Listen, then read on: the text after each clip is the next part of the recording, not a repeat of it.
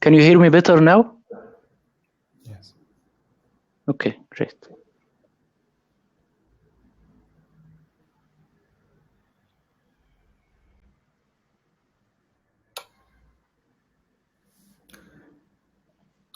So it looks like we're live. Attilio, would you like to kick off this session?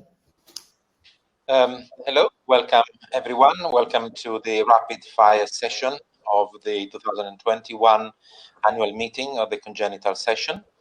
My name is Attilio Lotto. I'm cardiac surgeon at Alderhay, and my co-chairman is Sherban Stoica from Great Ormond Street Hospital. We have quite a busy session this afternoon. We have 10 presenters, and I'll just remind everyone that there are 5 minutes pre-recorded presentation, and then there will be 3 minutes for question and discussions. So without wasting too much time, I will introduce the first speaker is Ashrie from Liverpool, and he's going to talk to us about outcomes after pediatric extracorporeal cardiopulmonary resuscitation in a tertiary center. Thank you.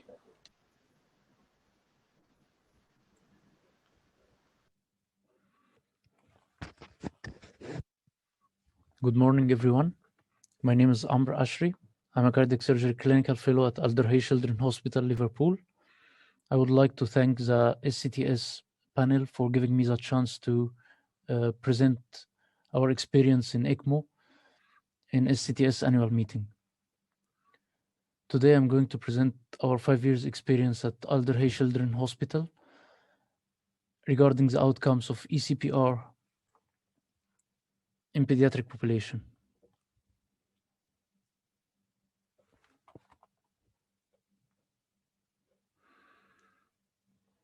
ECPR for children within hospital cardiac arrest has been increasing in use since first reported in 1992. As we all know, the aim of ECPR is to support circulation and trying to maintain adequate tissue perfusion when conventional CPR fails to achieve sustained return of spontaneous circulation.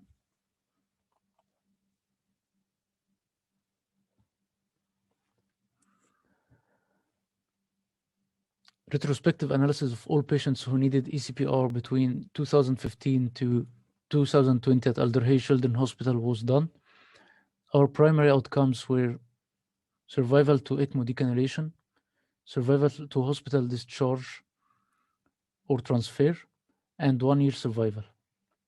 Secondary outcomes were need for ECMO recannulation and neurological outcomes using Pediatric Cerebral Performance Category Scale, or PCPC scale, which is an international scale known to be used to assess neurological outcomes in ICU, ranging from 1 to 6, where 1 is normal, 2 mild disability, 3 moderate disability, 4 severe disability, 5 coma or vegetative state, and 6 is brain death. A total of 44 patients were included in the study. 75% were post-cardiac surgery, while 25% of patients were after failed CPR. 43% of the study cohort were neonates, while pediatrics represented 56%. 56% of patients were males. About 80% of patients received central cannulation. The mean time from arrest to initiation of ECMO was 39.5 minutes, and 5 patients needed more than 1 run of ECMO. Mean hours on ECMO were 175 hours. Mean PCPC score was 2. Mean ICU stay was 16 days, and mean total hospital stay was 47 days.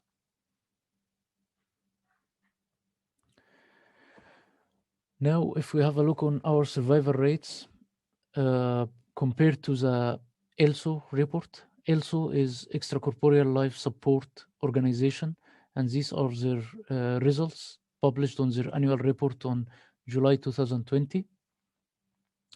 In neonatal group, survival to ECMO weaning in our hospital was 68% compared to 71% published by Elso. Survival to home discharge or transfer in our unit was 47% compared to 50% in Elso report. And finally, 1 year survival was 42% in our hospital.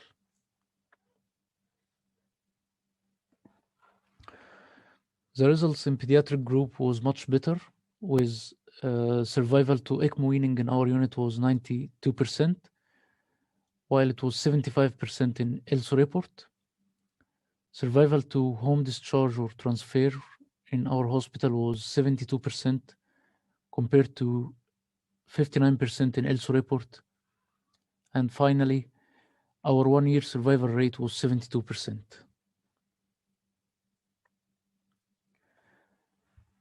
In conclusion, our survival rates are encouraging and in line with current published data by Elso report. And our survival rates in pediatrics are much better than neonates.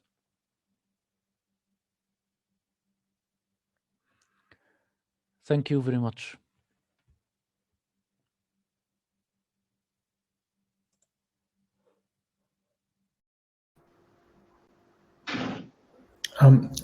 Very nice talk. Thank you for this. Can you hear me? Yeah.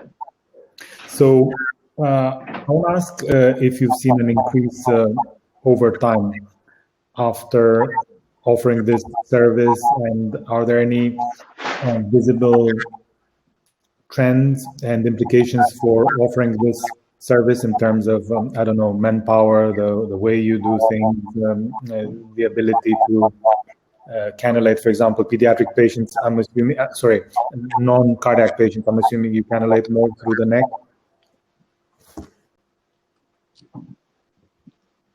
In fact, the results are improving too much in recent years. It's improving over years. So obviously, it's depending on the original pathology. If it's a complicated case or if, case of diaphragmatic hernia with severe pulmonary hypertension or very poor outcome, it will worsen the outcome of the ECMO. So it all depends on the primary pathology.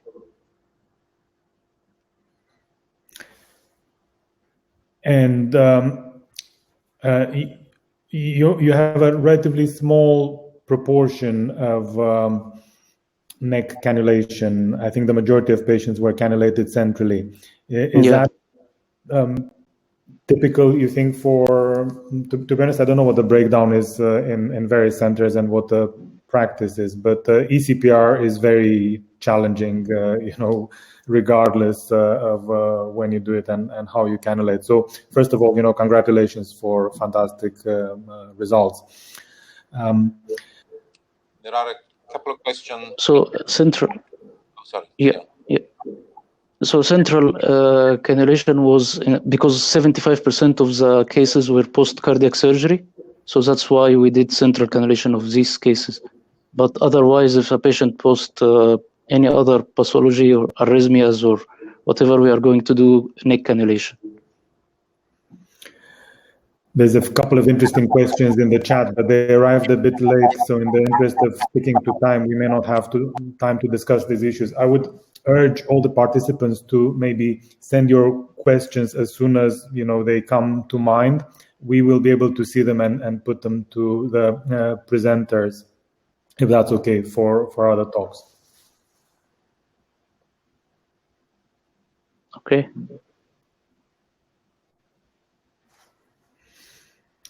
How are we for time? Do we have time for another question, or do we have to launch the next talk? About to launch the next talk, actually. We are 1 minute over already. Okay. In that case, can I introduce Vivian Bader from Glasgow, who will tell us about the utility of 3D models in facilitating repair of complex TGA.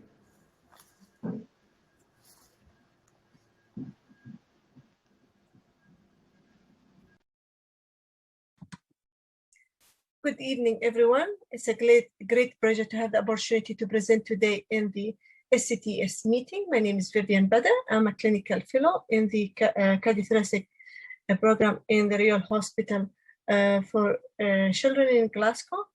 And today I'll be talking about our experience in the use of 3D model to improve the understanding of the anatomy of cases with complex transposition of great arteries and double outlet right ventricle, and the utilization of this 3D model guiding the surgical strategy. I have no disclosure. Cases with complex transposition of great arteries and double outlet right ventricle are very challenging for surgical repair due to the need of complex intracardiac repair, the mismatch between the two great arteries, and the side-by-side relationship. We use the myocardium 3D model to assess the relationship of the VSD and the great arteries, and the blood cast 3D model to assess the coronary artery anatomy for reimplantation. I'm going to present two patients. Patient A has diagnosis confirmed by echo of transposition great artery, double outlet right ventricle, a large complex VSD with mal-aligned crest, straddling both arterial outlet with mal-aligned coronal septum. He had balloon septostomy early in life and since then developed progressive turbulence and velocity across the left ventricular outflow tract with velocity maximum to 4.4 meters per second. Despite this, his saturation was in the high 80s, low 90s, and there was concern about the high pulmonary blood flow, so we had to go for surgical repair.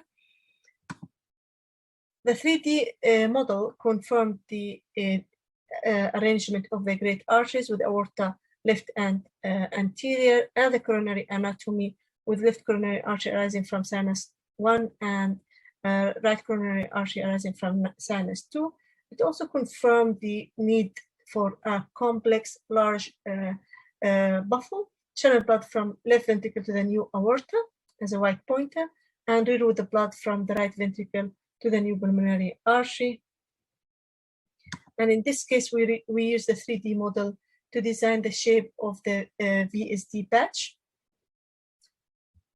which was inverted coma shape.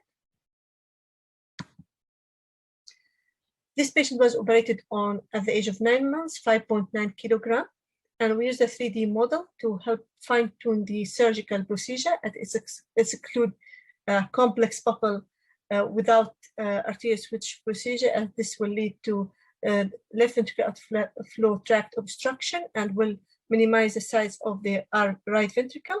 As well, it helped in the design of the VSD patch.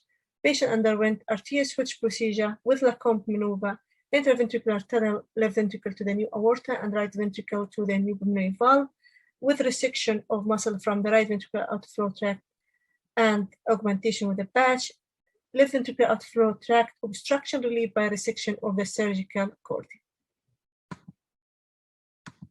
Patient A had the diagnosis of transposition great artery, double outlet right ventricle, and complete AVSD, arterial ventricular septal defect. He had comorbidities of CHARGE syndrome, recurrent necrotizing enterocolitis and recurrent sepsis, severe tracheomalacia, and he was intubated, so we elected to go for two-stage repair due to comorbidities with PA band followed by a BT shunt. The blood cast 3D model in this patient showed the anatomy of the coronary arteries, with large left coronary artery arising from sinus 1, giving rise to left anterior descending circumflex and a large coronal branch, while the small right coronary artery arising from sinus 2, right coronary artery anteriorly, and second circumflex posteriorly. This patient operated on at the age of 4 months, 8 kilogram. He underwent reduced sternotomy with taking down of the BT shunt, arterial switch procedure with Lacombe maneuver, repair of the arterial ventricular septal defect using two-patch technique, and resection of muscle from the right ventricular outflow tract. Both patients had good result of surgery confirmed by echo, with good ventricular function, good coronary blood flow, and competent valve, no residual VSD, and unobstructed by ventricular outflow tract in both patients. Both patients extubated, patient A after 2 days and patient B after 10 days of surgery, and both discharged home in good general condition. In conclusion, The 3D model is useful for the feasibility of complex biventricular repair and arterial switch procedure, provided better understanding of the anatomy and facilitate the surgical planning to achieve an optimal outcome. Thank you. Any question? Thank you. Thank you very much, Dr. Obaida. A very nice presentation of the two cases. There is a comment from the audience. They say, there is one of our colleagues actually saying that it's difficult to have both a transposition and a double outlet right ventricle, and maybe sometimes a better understanding of the terminology might help. That is just a comment. There is a question that is asking which segmentation software do you use and the time that it takes from a CT acquisition to the final model. I'm not sure of the answer to this question. Usually we send it to Ireland and it comes back very quickly, usually within 2 weeks, but I'm not sure of which Microsoft we're using to do it. Thank you very much. There are no other questions at the moment from the audience. So I think we can move on with the next presentation. Is from Liverpool. She's presenting a paper about the cerebral blood flow velocity during weaning of a VA ECMO in pediatrics. Thank you.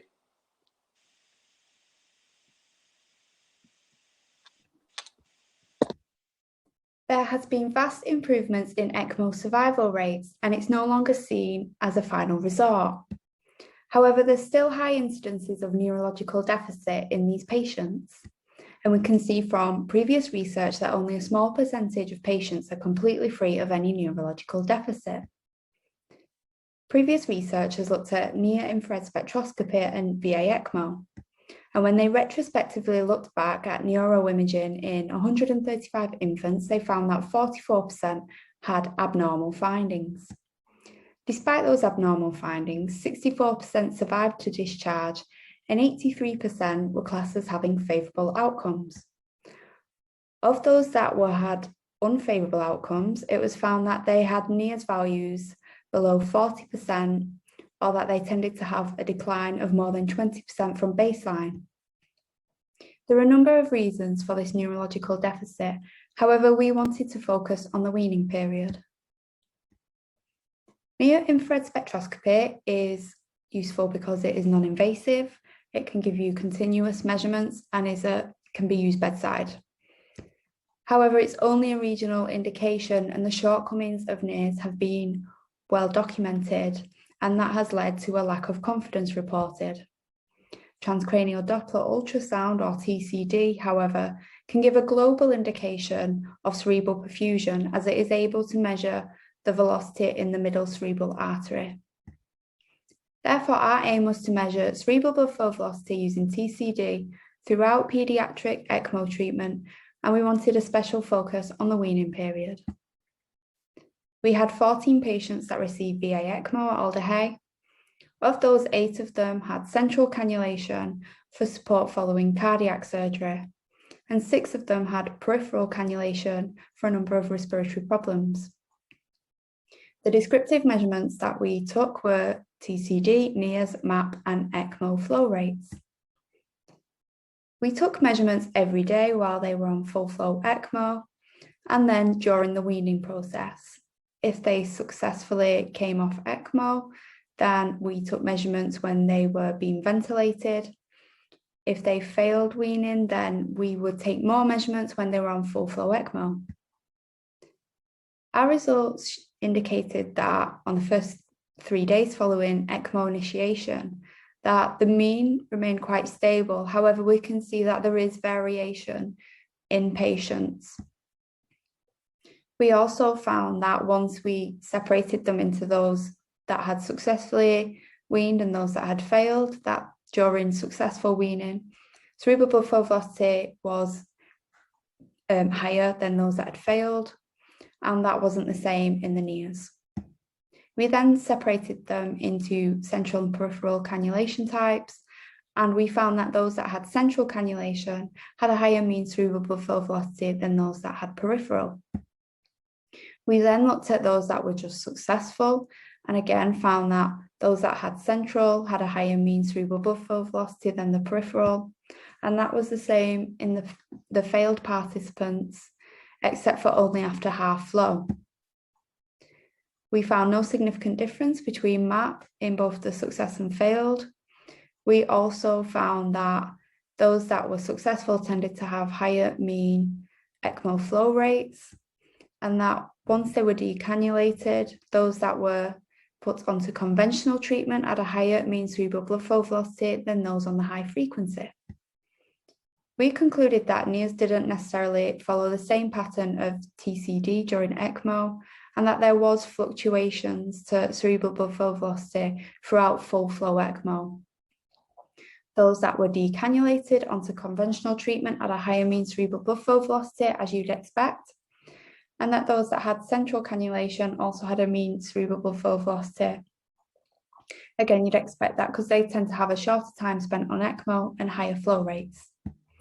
So although our findings are currently descriptive, they are indicating that a higher and stable cerebral blood flow velocity may be useful in indicating if weaning will be successful. Thank you for your attention.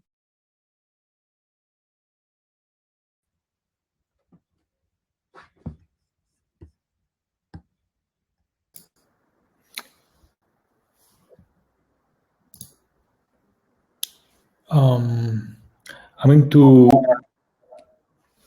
read a couple of questions from the audience. So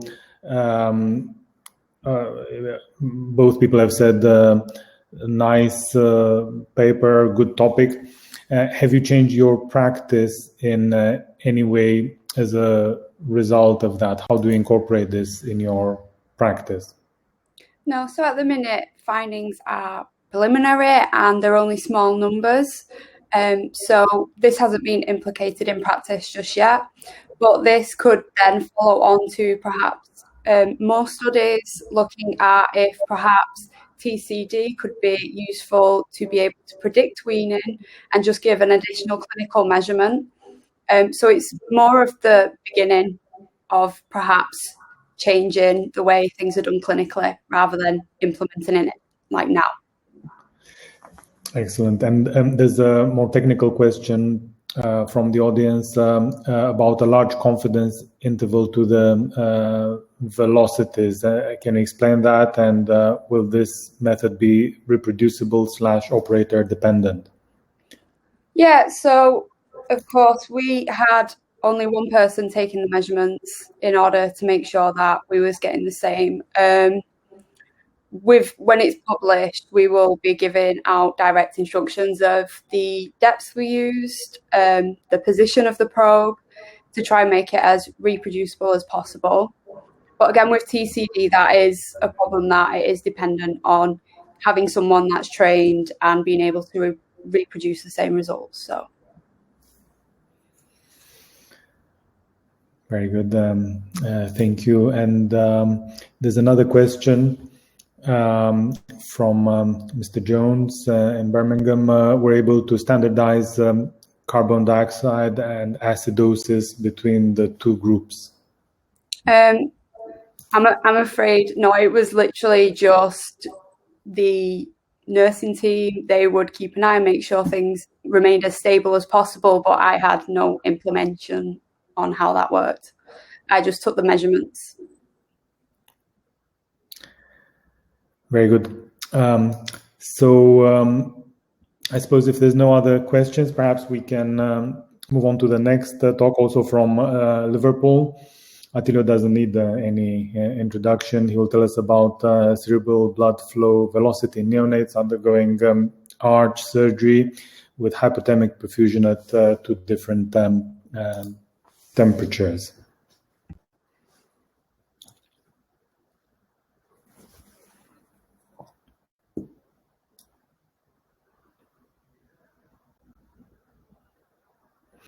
Yeah. Good afternoon, everyone. During aortic arch augmentation surgery with a deep hypothermic cellular arrest and selective antegrade cerebral perfusion, there is no consensus at which temperature the surgery should be performed and if selective antegrade cerebral perfusion provide good flow to both hemispheres. Also, there is no real single test reliable to show the brain perfusion. NIRS has got its own drawbacks, and transcranial Doppler it's still not used widely. So the aim of the present study was to evaluate cerebral blood flow variation measured with the transcranial Doppler in neonates undergoing aortic arch augmentation at two different temperatures, 20 and 25 degrees centigrade, and then compare those with NIRS. So we selected 24 consecutive neonates that were operated between October 18 and February 20, and also 10 healthy neonates as a control group.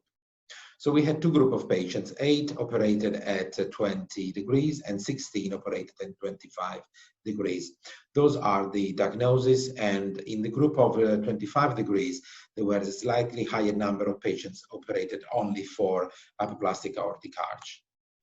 So we selected a timeline when to perform the transcranial dropper during the operation, so during the bypass, during cooling, during rewarming, and off bypass. Also, at the same time, we measured NIRS and gas analysis. The operation was performed with an arch augmentation with a pulmonary homograph patch, and the cardiopulmonary bypass strategy was similar in all cases, switching from alpha stat to PH stat at 28 degrees. Cardiopulmonary bypass times were longer in patients operated at 20 degrees, and the additional procedure were similar in the two groups. The PO2 and PCO2 measured at those timelines shows a steady value that was a result of the cardiopulmonary bypass strategy. Lactate level were slightly higher, even though not significant in the Warmel level. In the Warmel group, only to normalize at normothermia. NIRS measured between left and right were similar, also between the two temperature groups. So in this graph, we show that the blue dotted line are the healthy neonates, and our patients started to have cerebral blood flow velocity slightly lower at baseline, only to increase during the cooling phase and returning to more physiological values during the rewarming phase. NIRS showed the same level between the two groups of fluctuation between the cooling and the rewarming phase. Cardiopulmonary bypass flow was maintained nearly constant apart from the cerebral perfusion time. So in summary, we can say that during cooling and rewarming, cerebral blood flow velocity and NIRS show some fluctuations compared to baseline and to control group. During antegrade cerebral perfusion at the two temperature, the cerebral blood flow velocity shows similar pattern, as well as the NIRS measured from the two hemispheres show the similar pattern of variations. So we can conclude that performing this operation at 25 degrees, it looks like it's a safe hypothermic level, allowing adequate cerebral blood flow and distribution. And if needed to drop the temperature to 20 degrees in order to give safer margin for longer procedure, that could be performed without compromising cerebral blood flow. Thank you very much for your attention.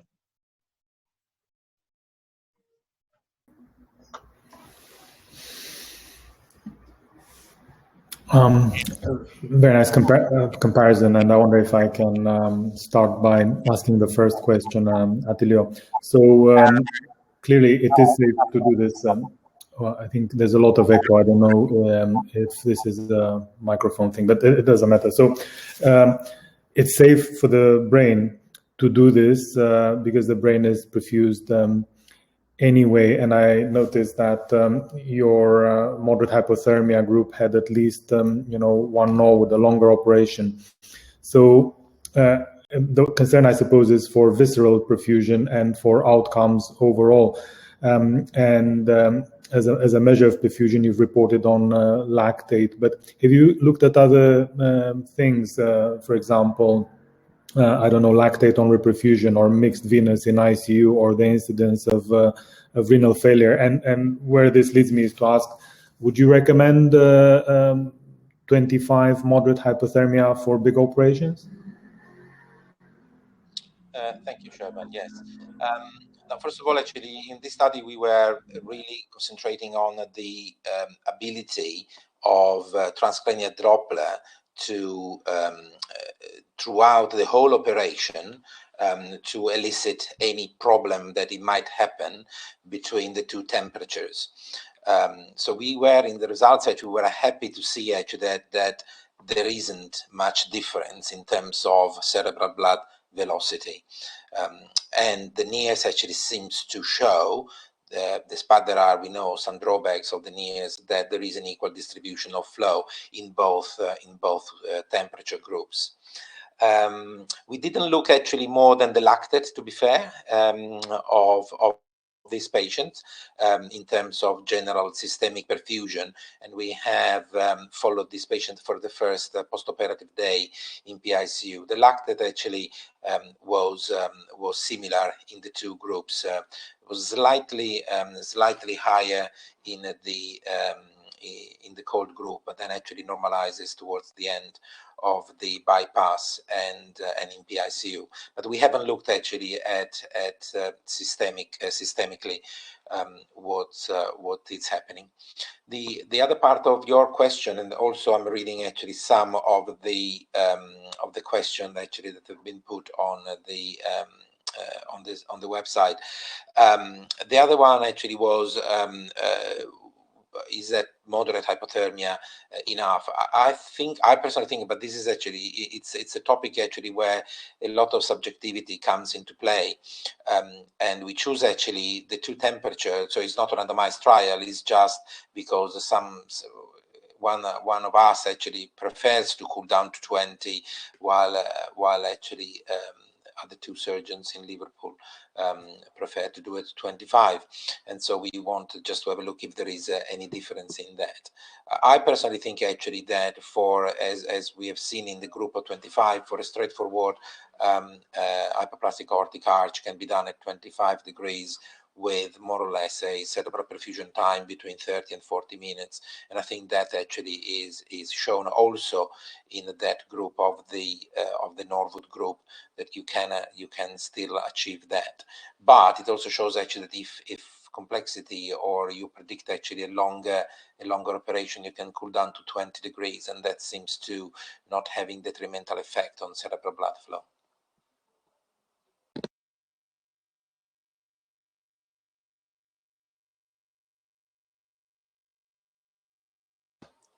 You're muted. Sure. I see. Can you hear me? Yeah.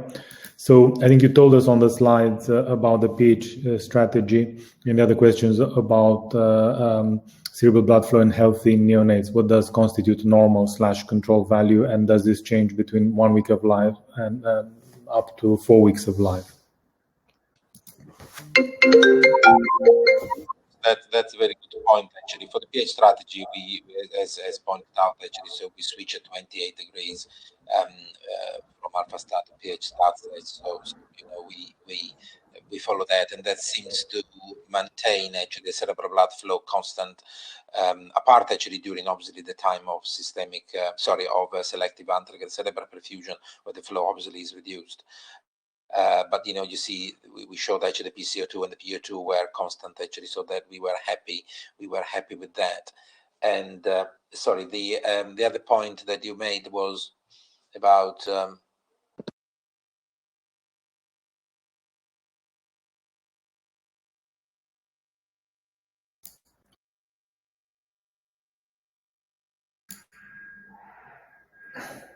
the other point was about normal cerebral blood flow.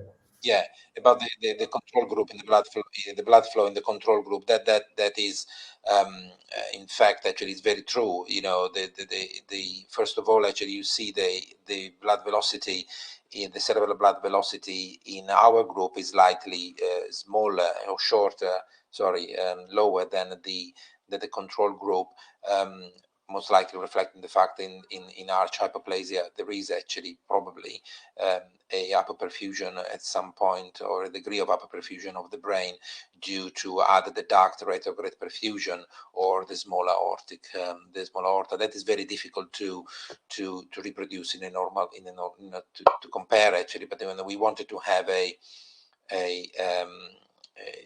benchmark, and so we also had we had actually some neonates that were just newborn actually before going home, so 1 or 2 days old. So that is a good point actually. But we wanted to have a benchmark, and that's was the only way to do it.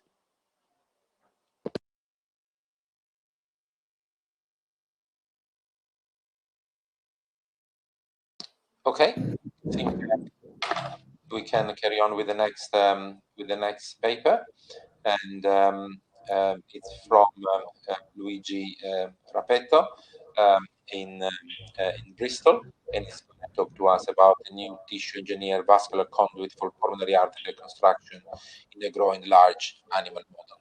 Thank you.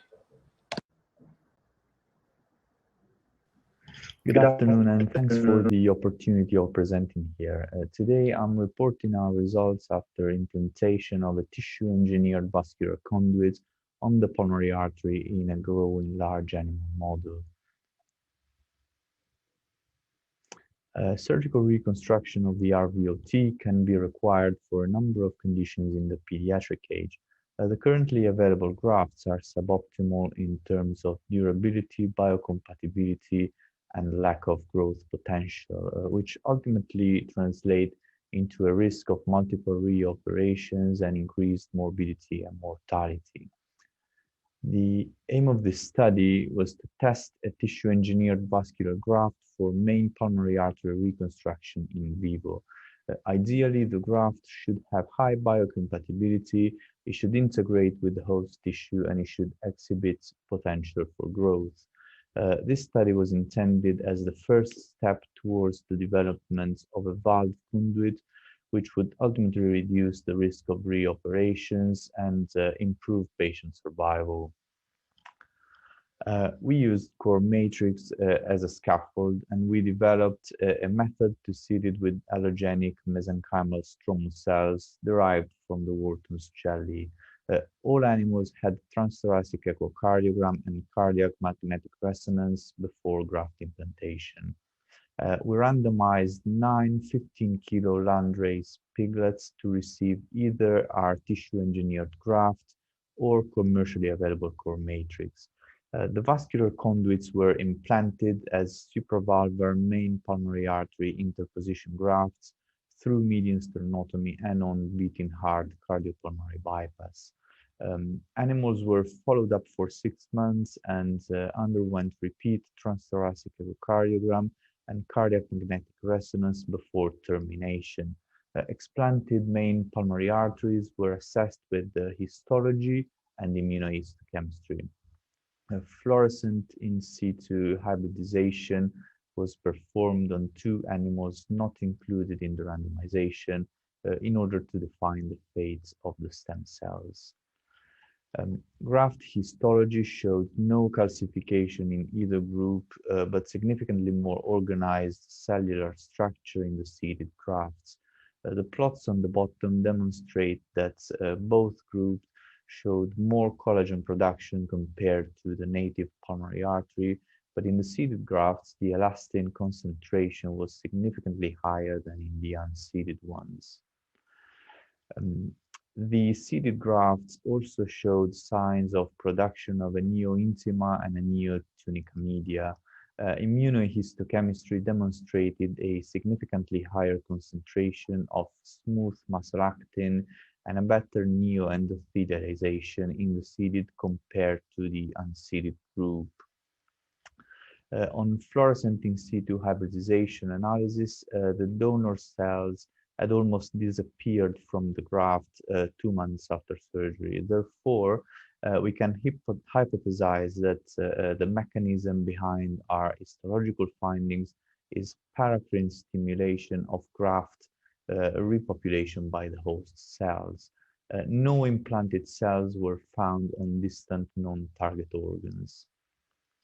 Regarding imaging, main pulmonary artery peak velocities did not increase significantly in either group at 6 months compared to baseline, but diameters and cross-sectional area increased significantly more and also more homogeneously in the seeded group compared to the unseeded one.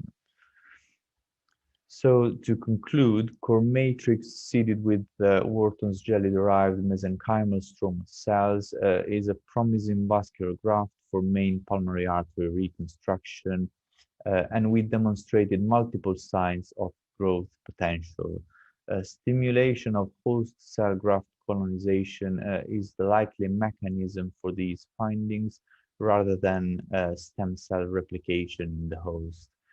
Finally, we were able to demonstrate a correlation between histological findings and clinically relevant imaging. And this is one of the first studies to use cardiac magnetic resonance to assess a tissue-engineered graft on the RVOT in a large animal model. Thank you.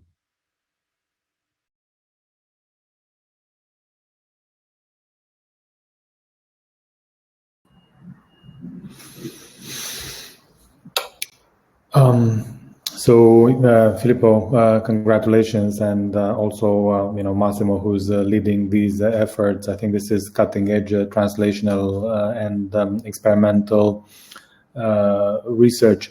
So, based on these initial results, I mean, the road is long to the holy grail of grafts that grow with a patient. Are you optimistic and that you can move to the next stages and perhaps experiment with leaflets? And I know you've thought about even, creating leaflets. This is encouraging, very encouraging, isn't it? I think, thanks, Sherban. I think this is encouraging because there's correlation between histology and imaging, and I think that's something new. Core matrix has been used for a long time, but I don't think any, let's say, clinical growth potential has been demonstrated. Whereas in this case, not only the histology but also the imaging seems to go in that direction. Now, of course, we didn't test the valve first because we are convinced that the biology of the leaflets is completely different from the biology of the artery. So that's, as you said, that's the next step. And the big question now is to find the right material to use for the leaflets. I think the fact that also Zaki is coming into play, we have a reliable technique of making valves work, and so we really need to find the material to do that now, and I think we are on the right path. I have a question from Adrian Crucian in the audience, and he's asking about whether you've looked at the transition areas between native and graft structures, and any thoughts on platelet adhesion. Yeah, that's a good question. Thank you. We didn't see, I don't think platelet adhesion is a problem. Also, these animals, they don't receive any they didn't receive any antiplatelet treatment, so and we didn't see any problem with thrombosis. So these grafts are not thrombogenic, and I don't think it will be a problem. What we did observe is a minor, let's say, increase in collagen on the suture lines, which is expected. Of course, we use proline. I think that's expected, but I don't think thrombogenicity will be an issue.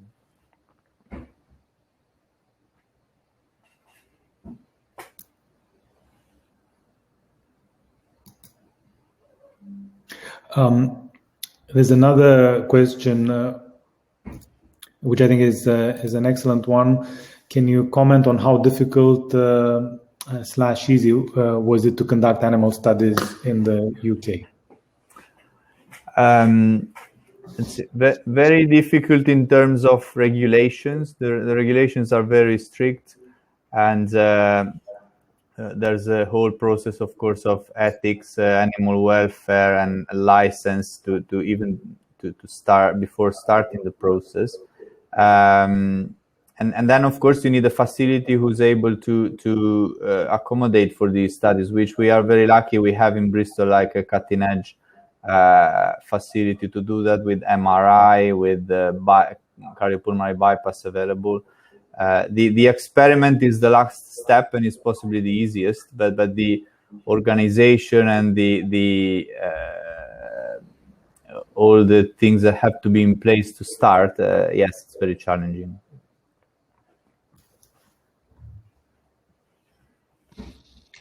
Okay.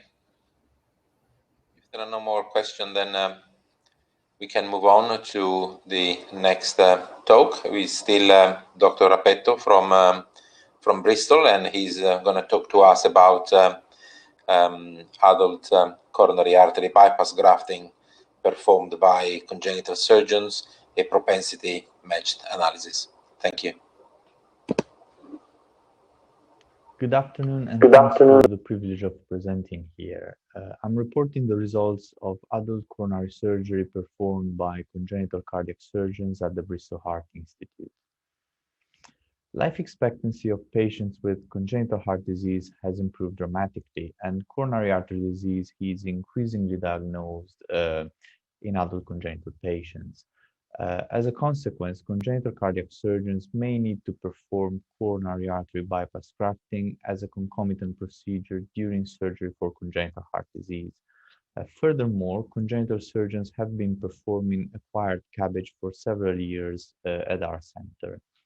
The aim of this study was to analyze the results of adult CABG performed by congenital surgeons at our institution, both in patients with congenital heart disease and in patients with acquired disease.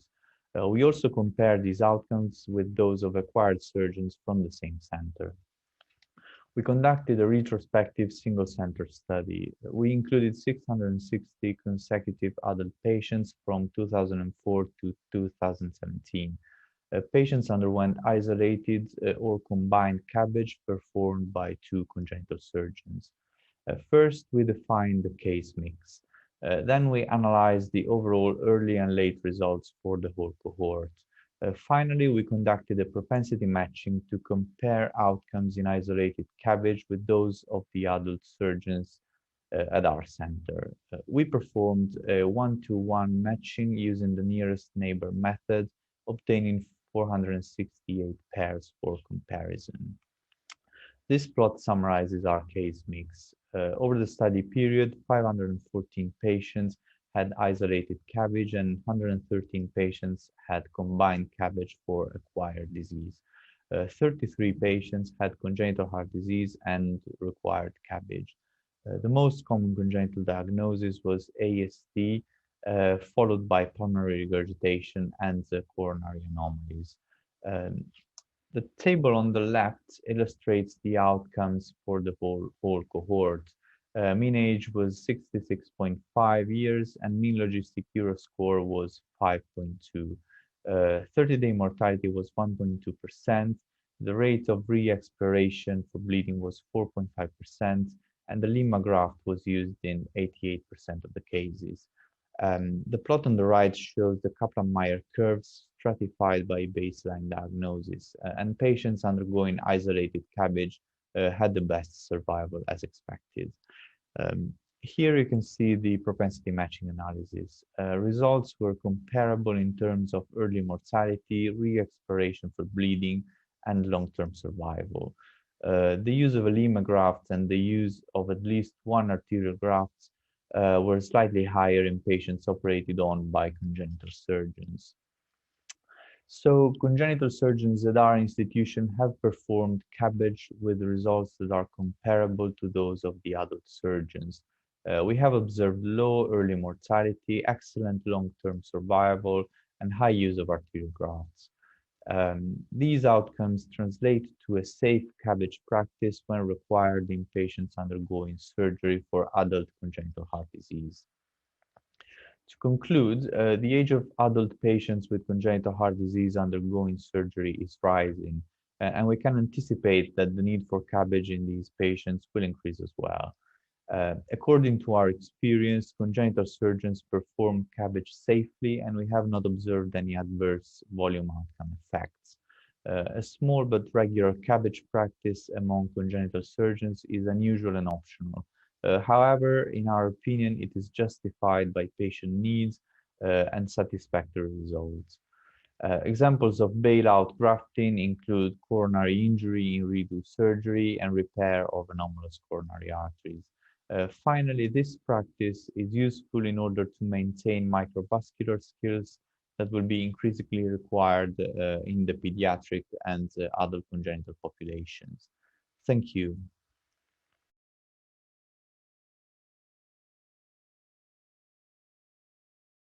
Presentation of this paper. It's quite a contentious topic because looking at the 10 centers where congenital cardiac surgery is performed, there are some standalone children's hospitals where it is difficult to ask a congenital surgeon in that environment to maintain a competency in also bypass grafting, whereas other units like in Bristol, you have that probably facility that it's easier. So how would you go around this problem actually? So how to maintain competency? Obviously, competency means if you do them and you're competent to do them, then you're going to be good at. But if you don't, then it's the occasional practice comes into play. Thank you. No, I think the aim of this was not to recommend other centers to do the same. It's just that with our setup, we have been doing this for a number of years, and we wanted to assess our results, and we have been reassured by this study because, as I showed, we have good results with this. Of course, every center can have its own setup, and for example, there can be adult surgeons that can come and help, and that's done very commonly in many centers.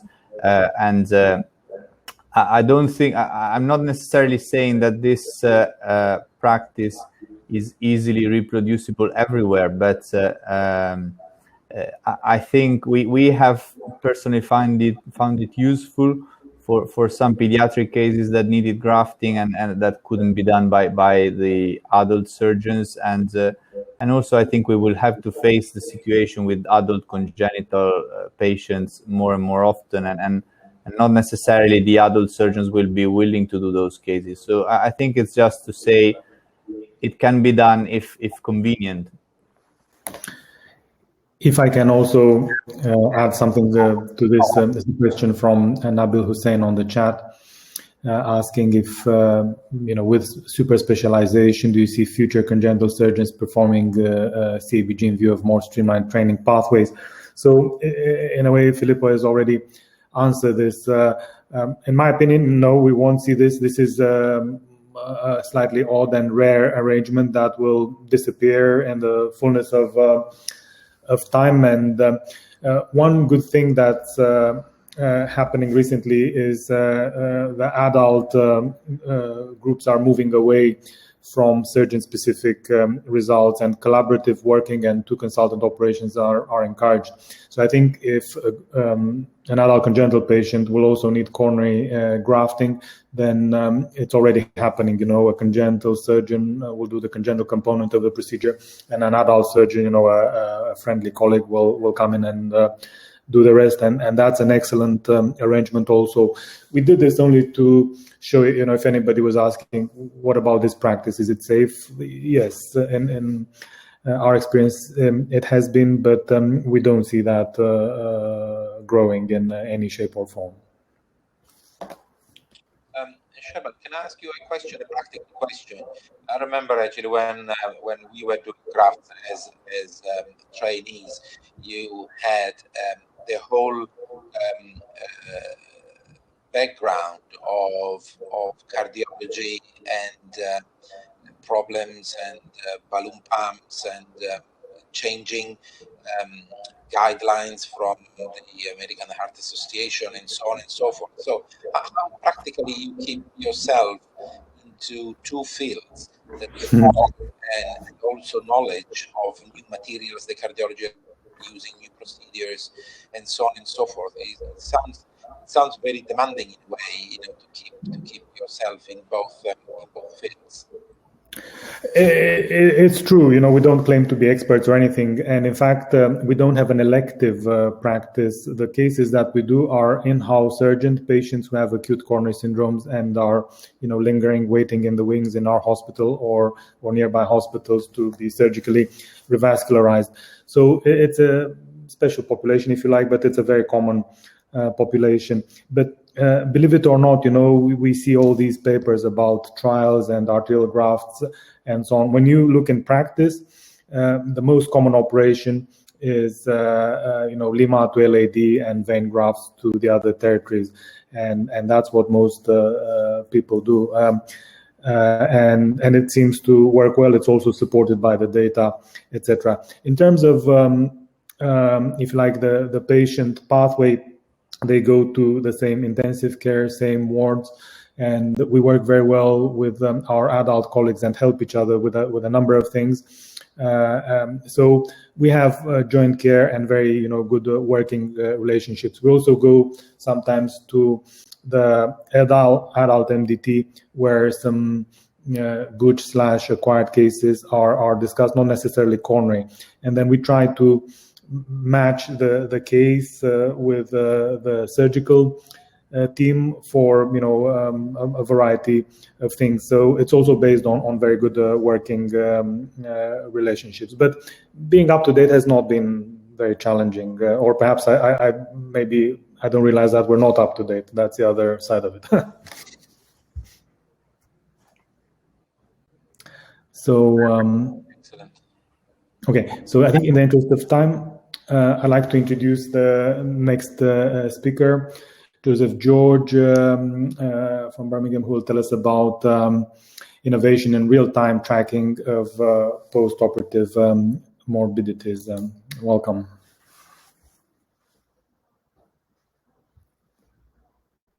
I'd like to thank Sprt for providing an opportunity to present our work. The cardiac surgical community has made great strides in improving outcomes. However, sometimes this type of analysis can come too late. Here we can see the number of deaths in Harold Shipman's practice over 2 decades. Had cumulative sum monitoring been in place, such as this graph, the authorities could have been alerted to a decade earlier and many lives saved. Professor de Laval elegantly demonstrated the utility of cumulative sum monitoring in his own series of arterial switches. The shift in focus from mortality as our only measured outcome, the time has come to investigate the use of improved methodologies for tracking other complications in our field. We are familiar with QSUM curves for a binary outcome, typically survival. Instead of counting deaths, but by expressing the risk of mortality after each procedure as a log likelihood ratio, we can repeatedly test if there has been a significant change in the incidence over time. When the line crosses the upper dotted line or alert limit, it means that there is a very high likelihood that the odds ratio for death has doubled. If the bottom line crosses the lower control limit, we know that there is a high likelihood that the odds of death is halved. However, we know that not all patients are the same. From the top graph, it appears that there are fewer deaths than expected. A risk prediction algorithm can be used to adjust the graph as shown in the bottom panels. And with the lines oscillating around 0, we know that actually the mortality rate is close to what is expected. At present, risk adjustment is not available for most complications in congenital cardiac surgery, though we can assign a baseline risk based on past performance. The resetting Sprt plot is another variant of the QSUM plot using log likelihood ratios, which can demonstrate both sustained deterioration or improvement in performance. Here, there are 2 lines. One is above 0, and the other, which is the sum of the probabilities of doubling the odds of having a complication, and another below 0. That's the sum of probabilities of halving the odds. If the complication is occurring at the base expected rate, the lines oscillate between the alert lines in keeping with random variation.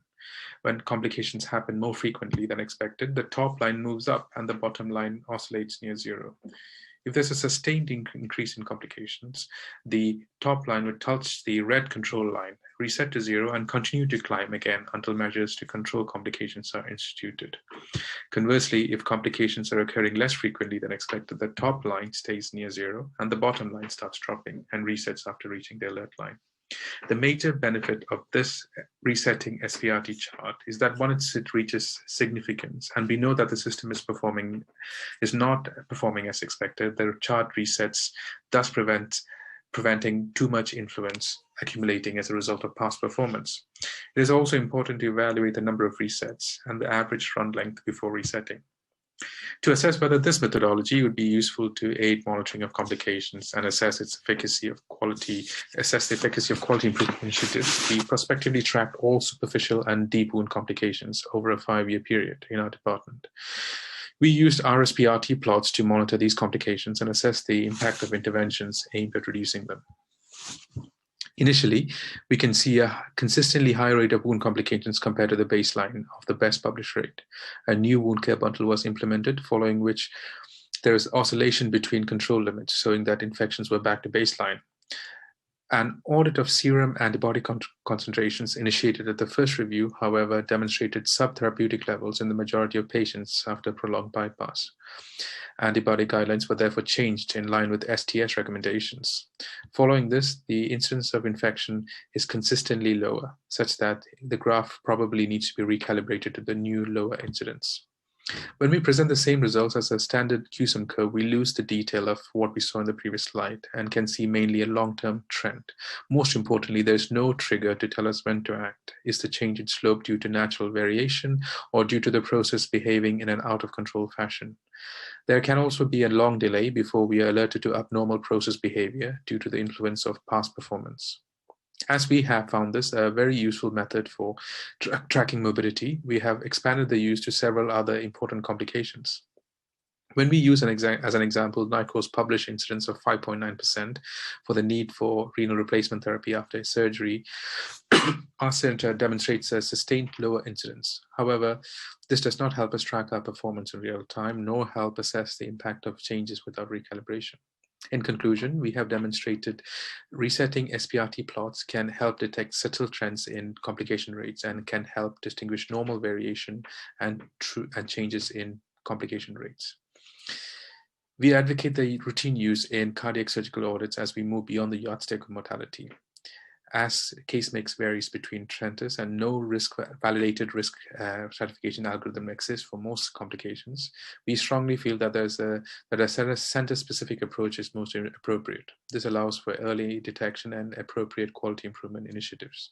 Thank you for your attention. Thank you very much, Joe. A very nice presentation and a very hot topic. I really enjoyed actually the way that you changed actually your view of complications and moving actually from QSUM to RS PRT. Can you tell me a little bit more actually? This work was done in Birmingham. So what are you monitoring in terms of morbidity? Which parameters are you looking at? Are you just looking at the 10 and NICOR morbidity, or you extend it to other aspects? So at the moment, so this project was specifically designed to look at wounds because we captured every single wound that went through the unit. In terms of other morbidities, there is an ongoing work to capture all complications beyond just the mortality, and that's done by our data manager, which checks with the different sources from ICU, from the ward, and checks it against the surgical records as well. And we discussed this in a routine audit meeting as well.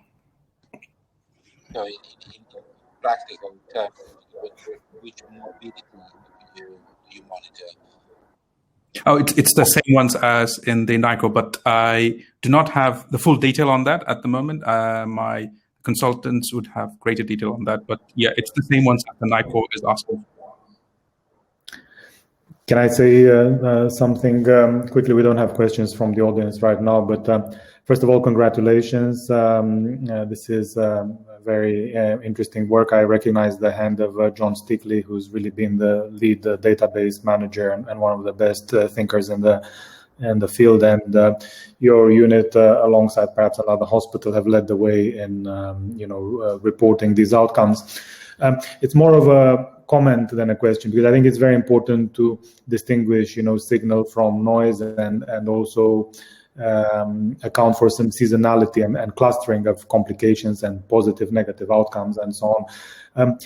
I hope that this gets published so we can learn from this. And I think this has to also feed into the national audit, because we need robust methods to analyze these things, also which are not too complicated. And I know John Stickley also is making this semi-automated and so on, and it's something that can be shared between units. So we would encourage you, to take this forward, and we look forward to seeing the published output. Thank you very much. We'll definitely do that. Thank you. Thank you. We can move on. We are running a little bit late, but luckily there is a break actually after this session, so we can carry on now with a paper from Leeds presented by Mohammed Hebala. He's going to talk to us about repair or complete AVSD. Is preparative admission to cardiac or respiratory failure associated with worse outcome? Thank you very much. Thank you for the Society for the privilege of presenting our paper. Repair of complete AVSD has excellent outcomes, but some patients still suffer adverse events. Our clinical impression is that acute admission with preoperative cardiac or respiratory failure has led to worse outcomes. And the aim of our study was to establish if acute admission is associated with increased risk of prolonged postoperative stay or death. From January 2013 to July 2020, we retrospectively studied 73 consecutive patients undergoing complete AVSD repair. Group 1 of 46 patients were patients admitted from home for planned surgery, while Group 2 of 27 patients were patients acutely admitted in heart failure requiring surgical repair during the same admission. Within the group of acutely admitted patients, 13 patients needed mechanical ventilation before surgery. The outcome measures are the 30-day mortality, mortality in hospital beyond 30 days, and prolonged postoperative stay beyond 3 weeks. About 1/3 of our patients were acutely admitted before surgery, and these patients were significantly younger than the patients who were admitted for planned surgery. There was no 30-day mortality. 6 patients died in hospital at a median postoperative stay of around 3 months, and 4 of these patients were in Group 2. And although there were more in-hospital deaths in Group 2, this did not reach statistical significance. There were no deaths after discharge at a median postoperative follow-up of almost 3 years. Looking at the postoperative events, patients that were acutely admitted prior to surgery were at significant risk of prolonged postoperative stay beyond 3 weeks. These patients were more ill after surgery, as illustrated by the need for postoperative peritoneal dialysis, either for renal failure or volume overload. However, there was no significantly statistical difference for the incidence of in-hospital death beyond 30 days. We looked in more detail at the patients that required mechanical ventilation prior to surgery and compared two patients that were acutely admitted but maintained spontaneous breathing. Those that required preoperative ventilation were significantly sicker and more likely to die in hospital after surgery. In conclusion, in our study, we found that acute preoperative admission with cardiac or respiratory failure was common in patients with complete AVSD. These patients were significantly younger, and their admission was associated with prolonged post-operative hospital stay. However, it was the need for preoperative mechanical ventilation rather than the acute admission itself that significantly increased the risk of post-operative death in hospital. Thank you for your attention.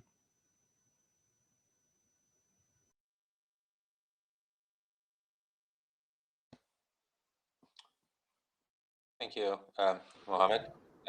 Presentation. Did you had a look at this, this series? What do you think doing in order to prevent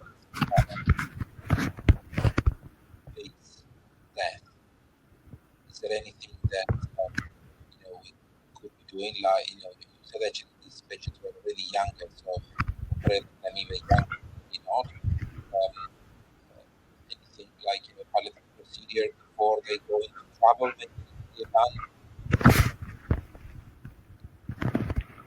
Thank you for the question. That's actually a very good question, and that's what drove our attention to this cohort of patients, and that's why we conducted this study.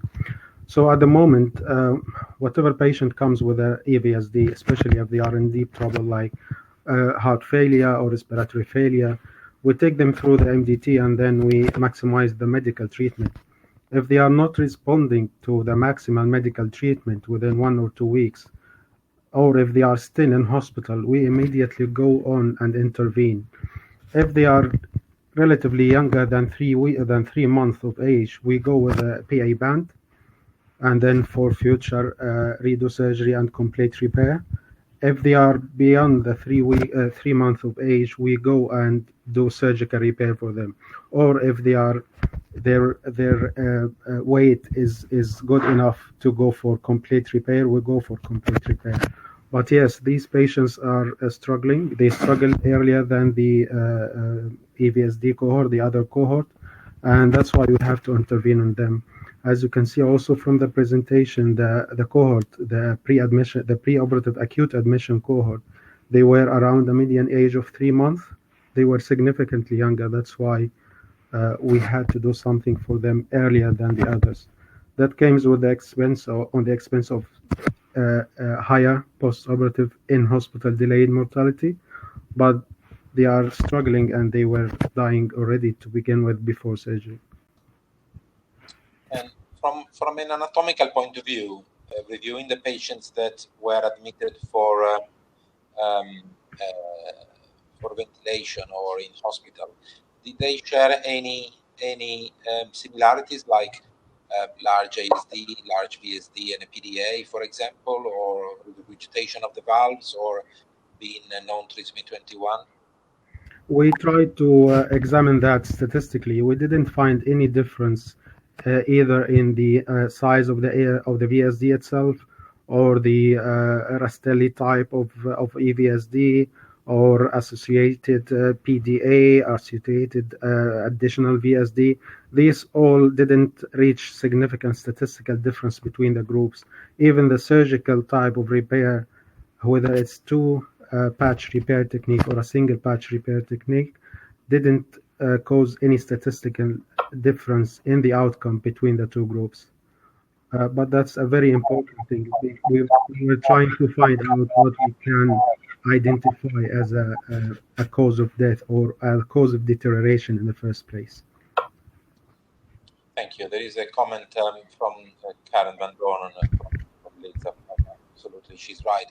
Some of these patients, they drop the PPR very early. They get into trouble very, very early. Absolutely. I think actually in my experience, and I think everyone experience, this is one of the most challenging group of patients, especially when they are small and dropping PVRs, and they are really a struggling group of patients.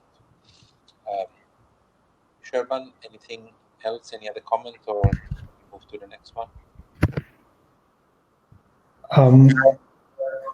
No, I think everything has been covered. Very nice series, and as Attilio said, some of these patients are extremely hard to deal with. So thanks again for sharing this experience with us. In the interest of time, I wonder if we can move to the next talk, which is by Nabil Hussein, who will tell us about hands-on surgical training for congenital surgery from A to Z.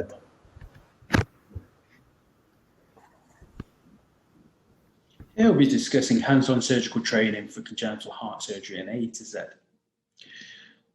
Training within congenital heart surgery faces challenges such as reductions in training time and an increase in patient expectations. This scenario is likely to lead to longer training pathways, further specialist training at consultancy, and a potential workforce problem when senior surgeons retire. This has led to calls to evolve training paradigms globally by utilizing simulation and 3D printing technologies. In the UK, a new curriculum in cardiothoracic surgery will be introduced whereby trainees can select to pursue congenital heart surgery training in phase 3 following completion of the FRCS examination. Here we describe the development and successful incorporation of a reproducible simulation platform within congenital heart surgery using 3D printed models. The models are derived from cross-sectional image data, which can be segmented and computer-aided design to form a model that can be printed. Following printing, a vigorous post-process and quality check is performed to ensure high-quality models that can be used for simulation. This platform encourages the concept of deliberate practice, whereby repetition of technical skills leads to improvements in time and performance. However, to really evaluate whether objective improvement was achieved, validated objective assessment tools were made for each specific congenital heart operation, including the arterial switch operation as shown. Each step is scored on a binary scale, which is weighed based on its importance. Steps are clustered into holistic categories such as respect for tissue, knowledge of the procedure, and fluency to give trainees thorough feedback on their performance. Using these methods, we developed a year-long monthly in-house curriculum using the 3D models. In total, there were 12 sessions attended by 7 trainees. Each session had a different pathology as shown. The sessions were led by 4 consultant proctors who would rotate on a monthly basis, who would first demonstrate the procedure, followed by 2 attempts by each of the trainees. 7 of the sessions were video recorded for objective assessment using the assessment tool, and 4 were assessed for skill retention. Using the assessment tool, 83% of surgeons improved across all procedures between the first and second attempts, with an average improvement of 13%. Analysing the individual cases, the level of improvement was significant in 3, with near significance in another 3. A similar trend was seen in time, with 93% of surgeons improving between the 2 attempts, with an improvement of 25%. Again, significance in time was seen in 4 cases when individual procedures were analysed. Retention of skill was also assessed over time, with surgeons being asked to repeat the procedures after a time delay of up to 12 months. As you can see, technical skill and time performance were maintained. But the question remains on how does this translate to reality? On the left is a surgical fellow rehearsing the arterial switch operation with their trainer the day before performing it in reality as shown on the right. As you can see, the fellow is excising the coronary buttons and you can appreciate the similarities. The trainee rehearsed the operation 4 times before performing the switch on a patient and was able to complete the full operation. In order to benefit from such curricula, there's a need from training programs to support such initiatives. Over 50 models are now available for simulation congenital heart surgery. Dedicated training venues and times are required, in addition to commitment from experienced proctors to teach. The incorporation of objective assessment will help focus training development in pursuit of technical skill excellence. Despite the limitations imposed by COVID, we're able to transition to a virtual platform whereby trainees practice at home live in order to continue the curriculum. In December, we held an international virtual host session on the arterial switch operation, which was attended by 40 trainees worldwide, where proctors were able to demonstrate techniques and then coach trainees via focused classrooms. This is an example of how training can continue despite reductions in operating time. In conclusion, the SCTS has developed an excellent training curriculum for cardiothoracic trainees and continues to grow from strength to strength. There now exists a platform to train our UK trainees in congenital heart surgery in a risk-free environment and take advantage of the benefits derived from deliberate practice and simulation. Hands-on surgical training with 3D models is reproducible worldwide and could potentially be included into the curriculum. As training moves from a number to competency-based approach, simulation will play a crucial role in development and evaluation of the next generation of congenital heart surgeons. Thank you.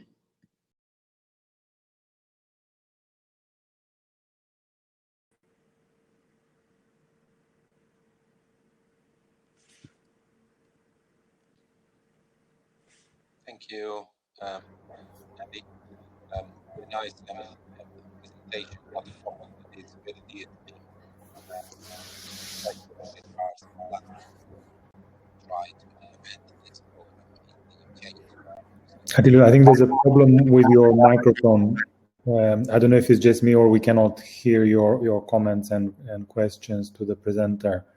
Do you want to try again? Can you hear me now? It's better, yes. Yeah. Okay. Very nice presentation on a topic that is very dear to me, and in fact, actually, with the educational committee, we are trying to implement this program in the UK as well. And it's I think in your conclusion you're right. Actually, something that we should look into the curriculum, and we should learn from this. Now, I want to push the boat a little bit further. How do you see this program being present in each hospital, where consultant can go and try on simulated 3D printing models, an operation that maybe it's very difficult, or they haven't practiced for a while, and so have like a training session. You know, it's if you see Formula One drivers or pilots, they go and test the circuit before starting to go around at that speed. You know, so what do you think about that? I completely agree with you, Professor. I think that's the way it'll go. I think simulation is here and it's probably going to stay. From my experience in Canada, that's how they were training junior staff surgeons before they did unit operations, but also for experienced surgeons. Initially took a while to bring them on board, but they did eventually did see the value, particularly in those cases that are particularly rare and they don't do often. And in terms of making those patient-specific models, there's things that are needed in place, like an innovation lab where you can easily make these models, prepare them, and make sure they actually are truly representative of the anatomy that's shown. Because one of the important things is validating these models needs to be done by someone who has experience in reading cross-sectional image data. So when they give the model to the surgeon, it is really what's going to be representative to what the surgeon will see. But I only see this growing, and for the next generation of surgeons, I think this will be how we will end up doing new procedures, doing them on models, building up our technical skills, working in collaboration with senior surgeons before actually performing it in reality. Thank you. There is a question from the audience about cost of these, and second question for me, it's materials. It's getting better in the materials, but it's difficult to match the natural tissue texture. Yeah, materials has always been an issue, but in my short experience in dealing with 3D printing, which is about 3 years now, there's been 3 or 4 different material changes, each one with a step up in quality. Actually, the ones that I showed in that presentation are actually the older models that they were using at SickKids. And in the last 6 months or so, they've transitioned to new models, which are silicone made, which are more representative of what you would experience in reality. I know George is on the call. He's actually used these models as well, and they are a lot better. And my anticipation is it will improve. It's just a matter of time getting the technology and making it available for commercial use. In terms of cost, Sick kids models, they range from about $150 to $300 per heart. That's Canadian dollars, which is probably about 100 to 200 pounds. So it's still a substantial amount of money if you think about not just training, but having the possibility to print out a model and then perform an operation. Yeah, and with this the best material at the moment is silicone, and that's molded, so it doesn't have the significant cost of 3D printing individual models. So just based on an economy of scales perspective, you would anticipate that the cost would come down over time as utilization increases. It's just a case of getting the data out there and embracing this as a training platform.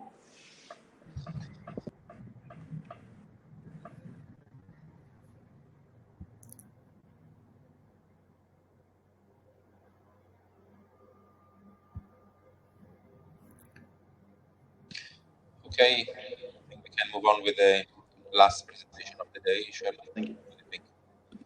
Yeah.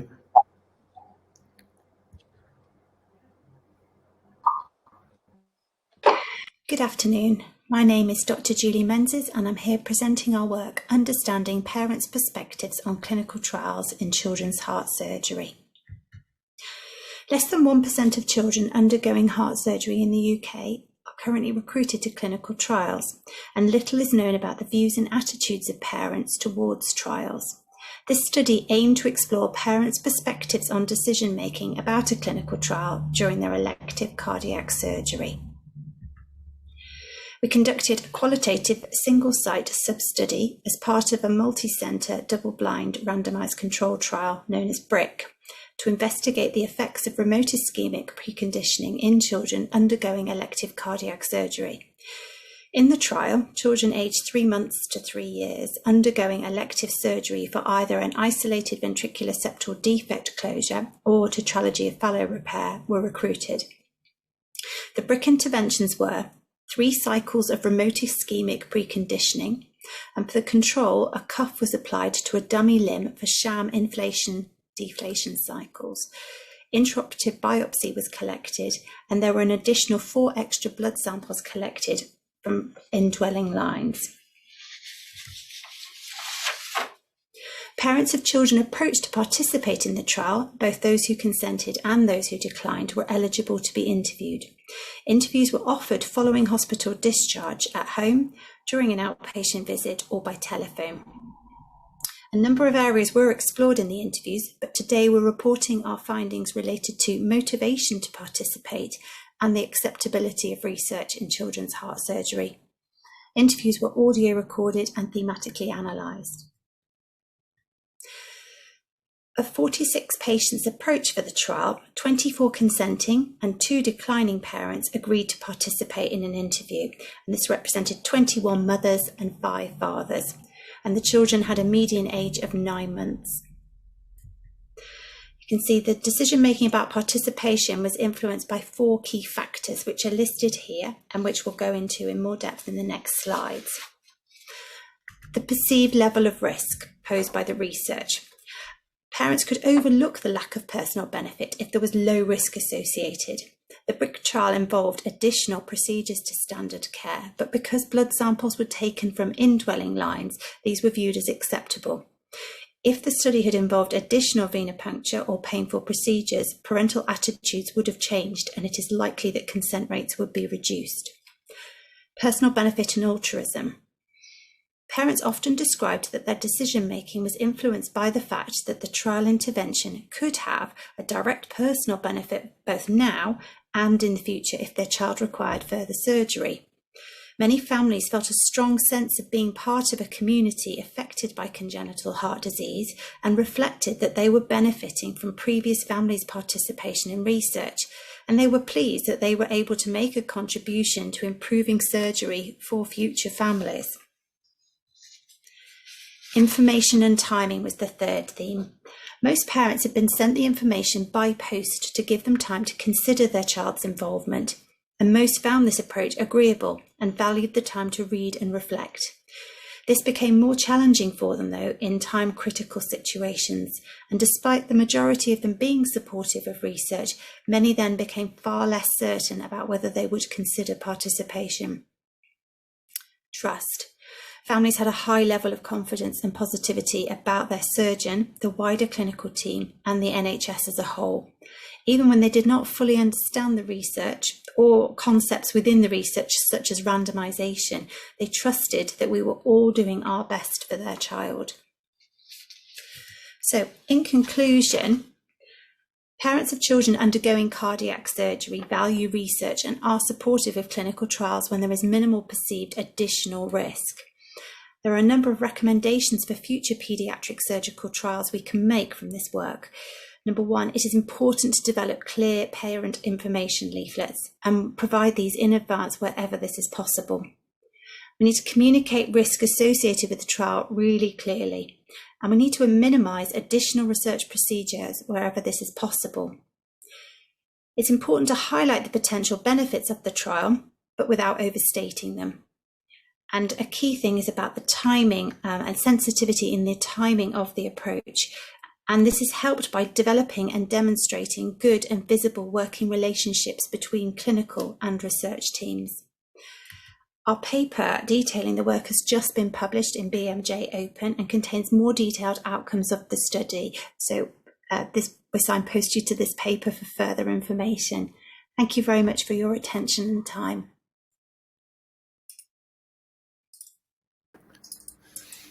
Very nice work. Congratulations. And I think this is also the mark of a very well designed study where recruitment is successful, the study is progressing at pace. But despite that, and it's something we've seen before, the enrollment is only about 50% of eligible patients, and our patients have a wide diversity of conditions, and also they're few and far between. So this just highlights the difficulties of doing randomized controlled trials in children.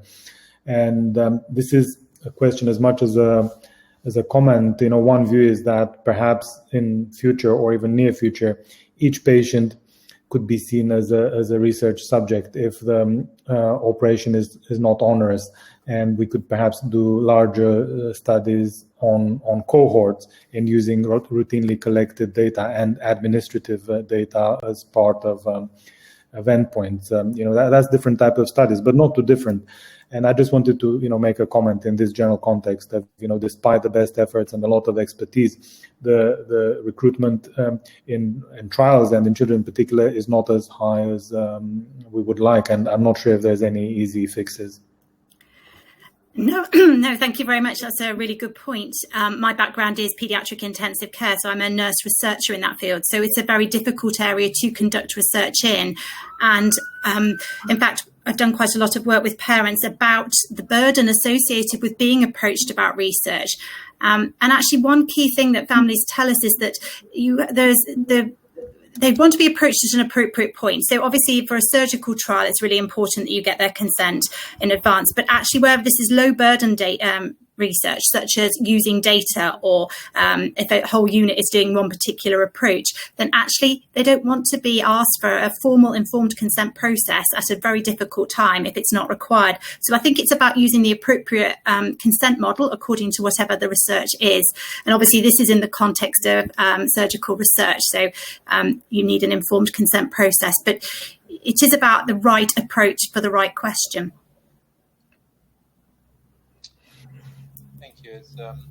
First, I'm very pleased to see there is a qualitative study that is presented into a scientific meeting. I think actually this is going to be the next big sort of area of work. Qualitative studies in our group actually has undertaken the same route, actually exploring risk perception of parents and so on, and we got few things in the pipeline, which is very, very important. And I think we have underestimated completely the parents. Obviously, it's difficult unless we start to talk about the Now, one aspect that we found very, very important is to have a sense check of the research protocol by the PPI groups, and I wanted to know if that actually has come out in your research in any way.